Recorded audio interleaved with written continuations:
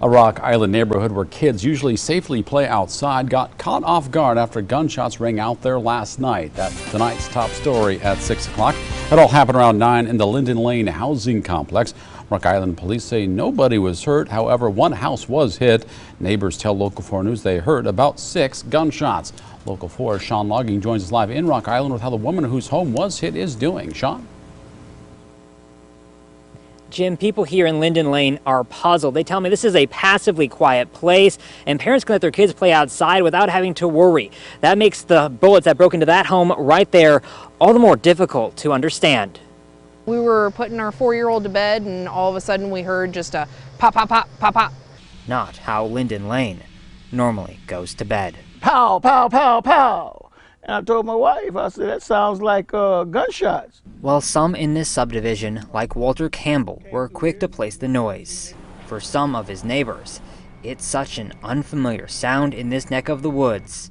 Their first thought was firecrackers. A little after 4th of July, but they do still sell fireworks and stuff, so maybe that was it, but it's just the succession of it and then nothing else after that. That's what the tenant of the home where some of those bullets landed first thought as well. 3 went into my home, 2 went through the garage, and 1 went through the front entrance area. While the tenant didn't want to be shown on camera, she spoke with Local 4 News about this incident.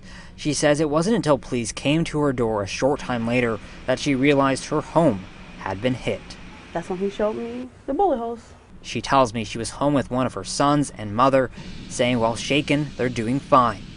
The same can't be said for the house. One of the bullets hit a water pipe, so it flooded my apartment. She says she's also thankful her nieces who come in the evening hadn't arrived yet. And they usually play in the garage.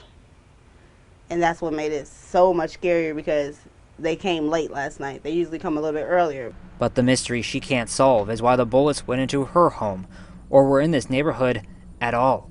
Those in Lynden Lane just hope to get back to the peace and quiet normally abundant at this address. Bullets have no name on them, you know, they travel where they want to go. Now the bullets didn't just travel through the garage, but into the main part of the house as well. At the base of the 2nd floor landing, there's a hole that remains from where one of those bullets was lodged. I also spoke with Rock Island police earlier today, and at that time they told me that they were still searching for the person or people responsible. Live in Rock Island, Sean Logging, Local 4 News.